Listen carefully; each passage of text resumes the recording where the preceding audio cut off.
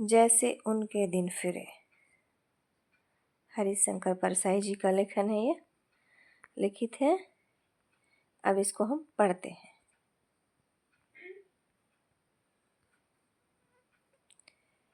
नवजन वाचन आंदोलन। इस किताब का प्रकाशन भारत ज्ञान विज्ञान समिति ने सर दोराबजी टाटा ट्रस्ट के सहयोग से किया है। इस आंदोलन का मकसद आम जनता में पठन पाठन संस्कृति विकसित करना है।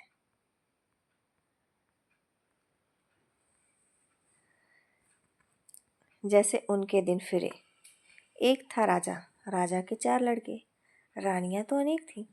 महल में एक पिंजरा पोल ही खुला था, पर बड़ी रानी ने बाकी रानियों के पुत्रों को जहर देकर मार डाला था, और इस बात से राजा साहब बहुत प्रसन्न हुए। वे नीतिवान थे और जानते थे कि चाणक्य का आदेश है राजा अपने पुत्रों को भेड़िया समझे। बड़ी रानी के चारों लड़के जल्दी ही राजगद्दी पर बैठना चाहते थे, इसलिए राजा साहब को बूढ़ा होना पड़ा। एक दिन राजा साहब ने चारों पुत्रों को बुलाकर कहा, पुत्रों, मेरी अब चौथी अवस्था आ गई है। दशरथ ने कान के पास के केश श्वेत होते ही राजगद्दी छोड़ दी थी।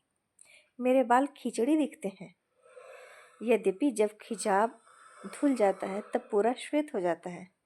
मैं संन्यास लूँगा, तपस्या करूँगा। उस लोक को सुधारना है ताकि तुम जब वहाँ जाओ तो तुम्हारे लिए मैं राजगद्दी तैयार रखूँ। आज मैंने तुम्हें यह बतलाने को बुलाया है कि गद्दी पर 4 के बैठ सकने लायक नहीं है, जगह नहीं है। अगर किसी प्रकार चारों भी समा गए तो आपस में धक्का मुक्की होगी और सभी गिरोगे। मगर मैं दशरथ सरीखी गलती भी नहीं करूँगा कि तुम में से किसी के साथ पक्षपात करूँ। मैं तुम्हारी परीक्षा लूँगा। तुम चारों आज ही राज्य से बाहर चले जाओ। ठीक 1 साल बाद इसी फाल्गुन की पूर्णिमा को चारों दरबार में उपस्थित होना। मैं देखूंगा कि इस साल में किसने कितना धन कमाया और कौन सी विशेष योग्यता हासिल की। तब मैं मंत्री की सलाह से जिसे सर्वोत्तम समझूंगा राजगद्दी दूंगा। जो आज्ञा, कहकर चारों ने राजा साहब को भक्तिहीन प्रणाम किया और राज्य के बाहर चले गए। पड़ोसी राज्य में पहुंचकर चारों राजकुमारों ने 4 रास्ते पकड़े और पुरुषार्थ तथा किस्मत को आजमाने चल पड़े। ठीक 1 साल बाद फाल्गुन की पूर्णिमा को राजसभा में चारों लड़के हाजिर हुए। राज सिंहासन पर राजा साहब विराजमान थे। उनके पास ही कुछ नीचे आसन पर प्रधानमंत्री बैठे थे। आगे भाट, विदूषक और चाटुकार शोभा पा रहे थे। राजा ने कहा, पुत्रों, आज 1 साल पूरा हुआ और तुम सब यहाँ हाजिर भी हो गए। मुझे उम्मीद थी कि इस 1 साल में तुम में से 3 भाई तो बीमारी के शिकार हो जाओगे या कोई एक शेष तीनों को मार डालेगा और मेरी समस्या हल हो जाएगी, पर तुम चारों यहाँ खड़े हो। खैर, अब तुम में से प्रत्येक मुझे बतलाए कि किसने इस 1 साल में क्या काम किया, कितना धन कमाया और राजा के लिए आवश्यक कौन सी योग्यता प्राप्त की। ऐसा कहकर राजा साहब ने बड़े पुत्र की ओर देखा। बड़ा पुत्र हाथ जोड़कर बोला, पिताजी, मैं जब दूसरे राज्य पहुंचा तो मैंने विचार किया कि राजा के लिए ईमानदारी और परिश्रम बहुत आवश्यक गुण है। इसलिए मैं एक व्यापारी के यहाँ गया और उसके यहाँ बोरे ढोने का काम करने लगा। पीठ में मैंने 1 वर्ष बोरे ढोए हैं, परिश्रम किया है, ईमानदारी से धन कमाया है। मजदूरी में से बचाई हुई ये 100 स्वर्ण मुद्राएं ही मेरे पास हैं। मेरा विश्वास है कि ईमानदारी और परिश्रम राजा के लिए बहुत आवश्यक है और मुझ में ये हैं, इसलिए राजगद्दी का अधिकारी मैं हूँ। वह मौन हो गया। राजसभा में सन्नाटा छा गया। राजा ने दूसरे पुत्र को संकेत किया। वह बोला, पिताजी, मैंने राज्य से निकलने के बाद सोचा कि मैं राजकुमार हूँ, क्षत्रिय हूँ। क्षत्रिय बाहुबल पर भरोसा करता है, इसलिए मैंने पड़ोसी राज्य में जाकर डाकुओं का एक गिरोह संगठित किया और लूट मार करने लगा। धीरे धीरे मुझे राज्य कर्मचारियों का सहयोग मिलने लगा और मेरा काम खूब अच्छा चलने लगा। बड़े भाई जिसके यहाँ काम करते थे उसके यहाँ मैंने 2 बार डाका डाला था। इस 1 साल में कमाई 5 लाख स्वर्ण मुद्राएं मेरे पास हैं। मेरा विश्वास है कि राजा को साहसी और लुटेरा होना चाहिए। तभी वह राज्य का विस्तार कर सकता है। ये दोनों गुण ये दोनों गुण मुझ में हैं, इसलिए मैं ही राजगद्दी का अधिकारी हूँ।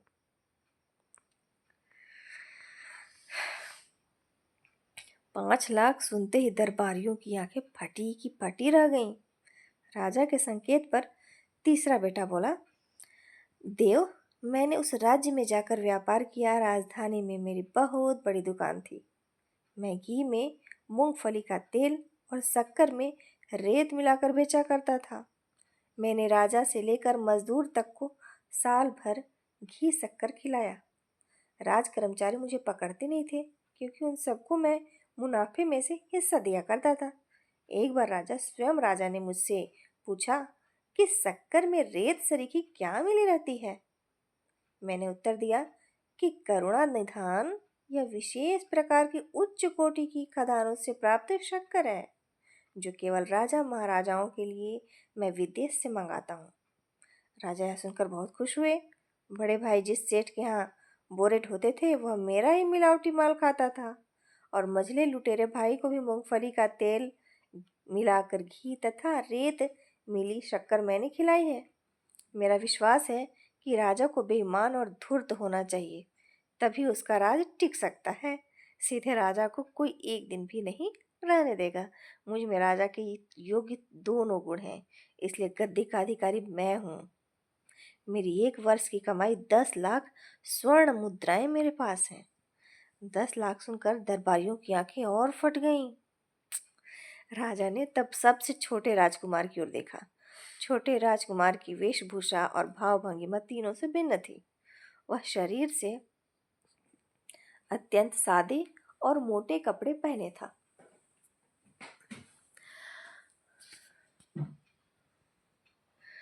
पांव और सिर नंगे थे। उसके मुख पर बड़ी सरलता और आंखों में बड़ी करुणा थी। वह बोला, देव, मैं जब दूसरे राज्य में पहुंचा तो मुझे पहले तो यह सूझा कि क्या करूं। कई दिन मैं भूखा प्यासा भटकता रहा। चलते चलते एक दिन मैं एक अट्टालिका के सामने पहुंचा। उस पर लिखा था, सेवा आश्रम। मैं भीतर गया तो वहां का वैभव देखकर दंग रहा गया। ऐसा ऐश्वर्य तो राजभवन में भी नहीं था। नहीं है। वहां 3-4 आदमी बैठे ढेर की ढेर स्वर्ण मुद्राएं गिन रहे थे। मैंने उनसे पूछा, भद्रों, तुम्हारा धंधा क्या है? उनमें से एक बोला, त्याग और सेवा। मैंने कहा, भद्रों, त्याग और सेवा तो धर्म है, ये धंधे कैसे हुए? वह आदमी चिढ़कर बोला, तेरी समझ में यह बात नहीं आएगी, जा अपना रास्ता ले। स्वर्ण पर मेरी ललचाई दृष्टि अटकी थी। मैंने पूछा, भद्रों, तुमने इतना स्वर्ण कैसे पाया? वह आदमी बोला, धंधे से। मैंने पूछा, कौन सा धंधा? वह गुस्से से बोला, अभी बताया ना, सेवा और त्याग। तू क्या बहरा है? उनमें से एक को मेरी दशा देखकर दया आ गई। उसने कहा, तू क्या चाहता है? मैंने कहा, मैं भी आपका धंधा सीखना चाहता हूँ। मैं भी बहुत सा स्वर्ण कमाना चाहता हूँ। उस दयालु आदमी ने कहा, तो तू हमारे विद्यालय में भर्ती हो और हम 1 सप्ताह में तुझे सेवा और त्याग के धंधे में पारंगत कर देंगे। शुल्क जो है कुछ नहीं लिया जाएगा, पर जब तेरा धंधा चल पड़े तब श्रद्धानुसार गुरु दक्षिणा दे देना। पिताजी, मैं सेवा आश्रम में शिक्षा प्राप्त करने लगा। मैं वहाँ राजसी ठाठ से रहता, सुंदर वस्त्र पहनता, सुस्वादु भोजन करता, सुंदरियां पंखा झलती, सेवक हाथ जोड़े सामने खड़े रहते। अंतिम दिन मुझे आश्रम के प्रधान ने बुलाया। प्रधान ने कहा, वत्स, तू सब कलाएं सीख गया, भगवान का नाम लेकर कार्य आरंभ कर दे। उन्होंने मुझे ये मोटे सस्ते वस्त्र दिए और कहा, बाहर से ये तेरी रक्षा करेंगे। जब तक तेरी अपनी अट्टालिका नहीं बन जाती, तू इसी भवन में रह सकता है। जा, भगवान तुझे सफलता दे। बस, मैंने उसी दिन मानव सेवा संघ खोल दिया। प्रचार कर दिया कि मानव मात्र की सेवा करने का बीड़ा हमने उठाया है। हमें समाज की उन्नति करनी है, देश को आगे बढ़ाना है। गरीबों, भूखों, नंगों, अपाहिजों की हमें सहायता करनी है। हर व्यक्ति हमारे इस पुण्य कार्य में हाथ बटाए, हमें समाज सेवा के लिए चंदा दे। पिताजी, उस देश के निवासी बड़े भोले हैं। ऐसा कहने से वे चंदा देने लगे। मझले भैया से भी चंदा मैंने लिया था। बड़े भैया के सेठ ने भी दिया और बड़े भैया ने भी पेट काट कर 2 मुद्राएं रख दीं। लुटेरे भैया ने भी मेरे चेलों को 1 सहस्र मुद्राएं दी थी, क्योंकि एक बार राजा के सैनिक जब उसे पकड़ने आए तो उसे आश्रम में मेरे चेलों ने छिपा लिया था। पिताजी, राज्य का आधार धन है। राजा को प्रजा से धन वसूल करने की विद्या आनी चाहिए। प्रजा से प्रसन्नतापूर्वक धन खींच लेना राजा का आवश्यक गुण है। उसे बिना नश्तर लगाए खून निकालना आना चाहिए। मुझ में यह गुण है, इसलिए मैं ही राजगद्दी का अधिकारी हूँ। मैंने इस साल में चंदे से 20 लाख स्वर्ण मुद्राएं कमाई जो मेरे पास हैं। 20 लाख? सुनते ही दरबारियों की आंखें सुनते कि दरबारियों की आंखें इतनी फटी कि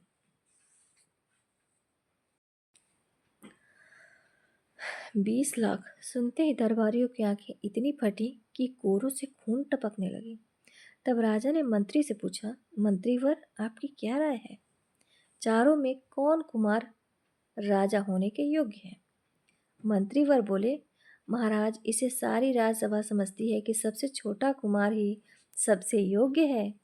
उसने 1 साल में 20 लाख मुद्राएं इकट्ठी की।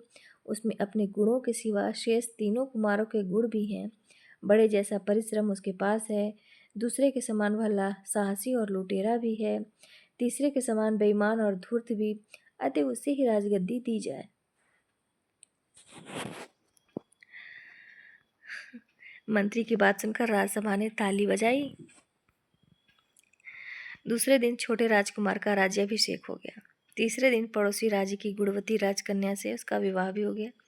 चौथे दिन मुनि की दया से उसे पुत्र रत्न प्राप्त हुआ और वह सुख से राज करने लगा। कहानी थी सो खत्म हुई। जैसे उनके दिन फिरे वैसे सबके दिन फिरें। धन्यवाद।